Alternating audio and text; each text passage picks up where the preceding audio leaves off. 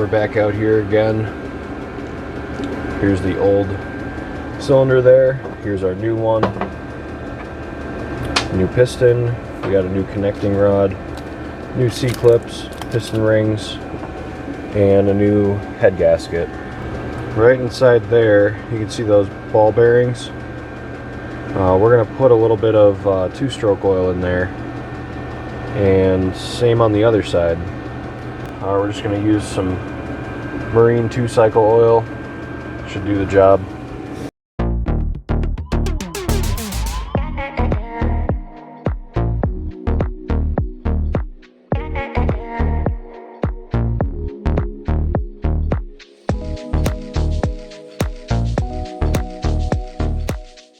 Here's our two pistons.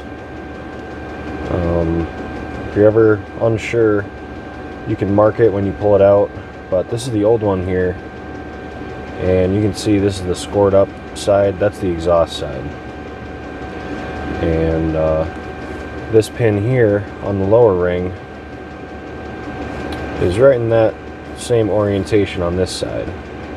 You know, if we were to flip this over, see that pin is on the upper on the other side, so that would be incorrect. So now it's kind of a tricky part here. You don't want to let the needle bearing fall out. You don't want to like tip it over.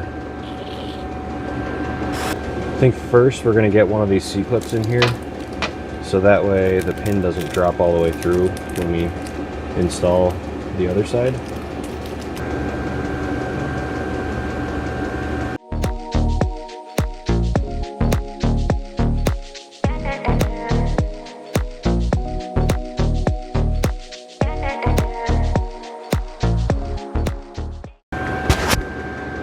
Well, I got that one side in there. That was pretty tough to do, but I think I figured out the technique now to be able to do the other side a bit easier. The exhaust side is down here, so we're going to install it with our arrow pointing that way.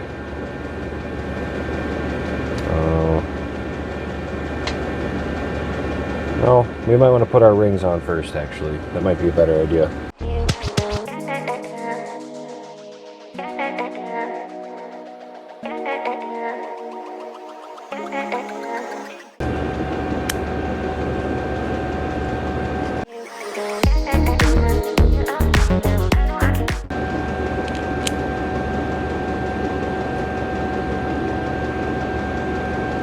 And both piston rings are now installed.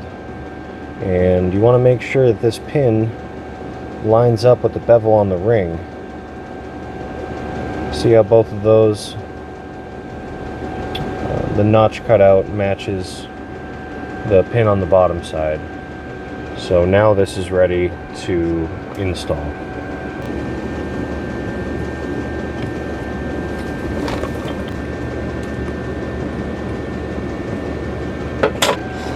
That piston is fully seated now, so that's good. And now I got to get the other C-clip or E-clip, whatever you want to call it, and get that one installed now.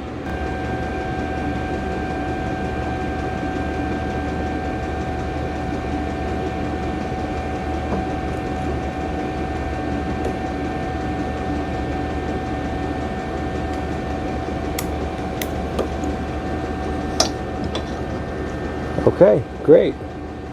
So that one went in a little bit easier than last time. Pretty much got that on the second try there.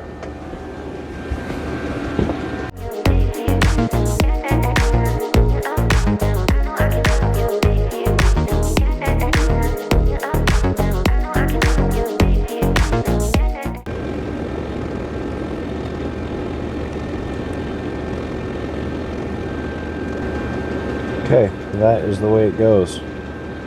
As you can see, the gasket now lines up with these ports here on either side. So that is what you want. Alright, so here's the tricky part. I don't have a spring compressor, so I'm going to just do my best here and try to get everything lined up carefully and slowly so I don't break any rings off.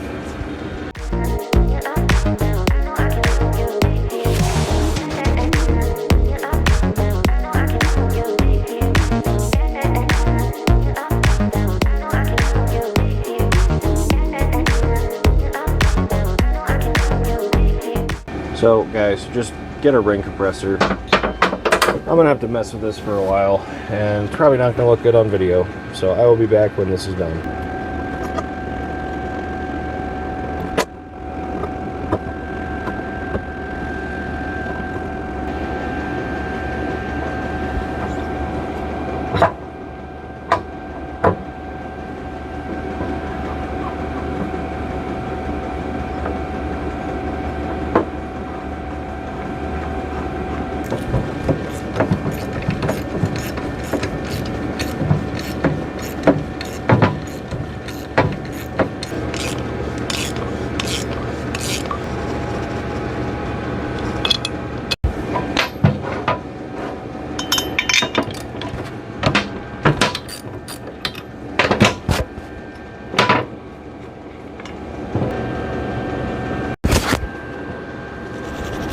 Well, I don't have another spark plug, so this one looks fine. We're just going to clean it up with a wire brush and see if I can find some sandpaper.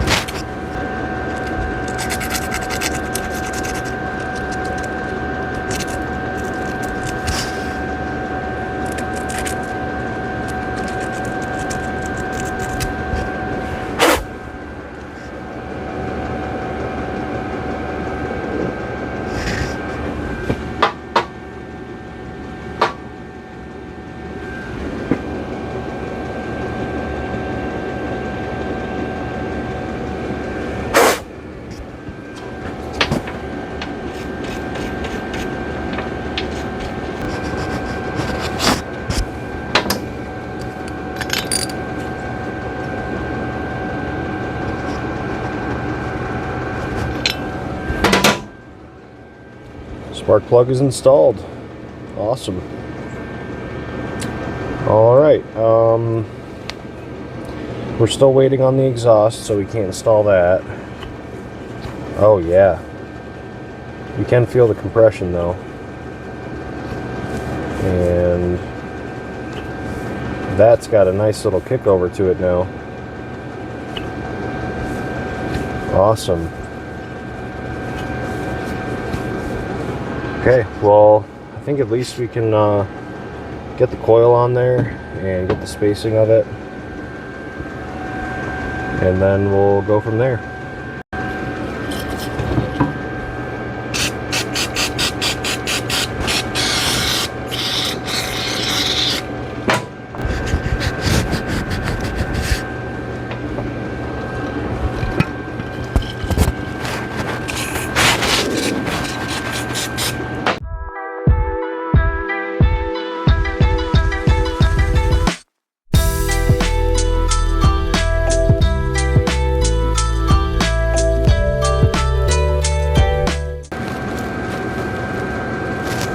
Whoops, we almost forgot our spacers. Don't forget these.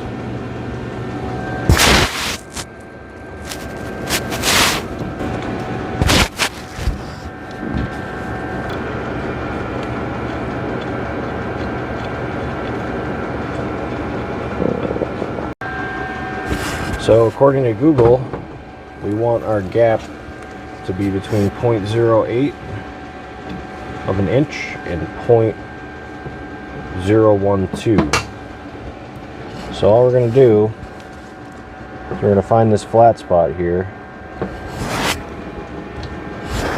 and we're going to stick our feeler gauge through.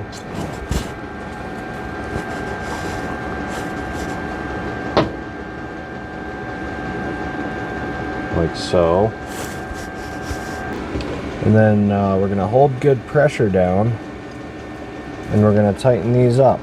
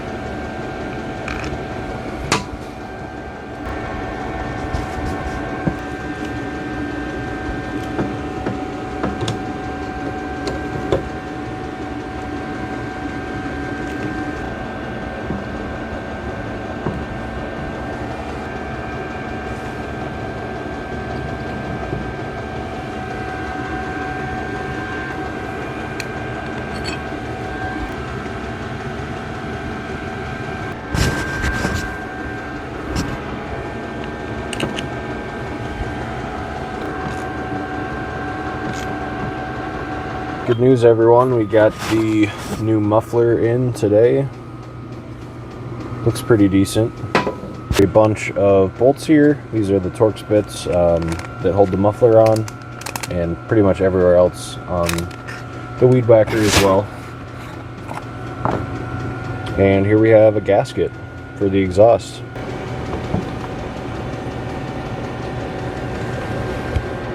Yeah, something like that.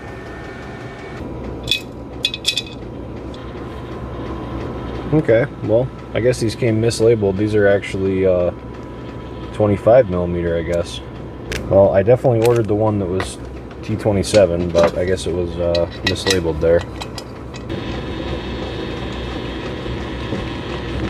The muffler is mounted.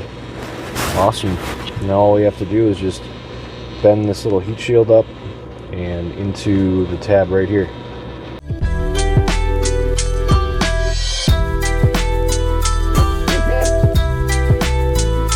I just spent a while cleaning this thing up. It's looking a lot better now. So yeah, I think we're ready to put it all together. Just clean off my space here.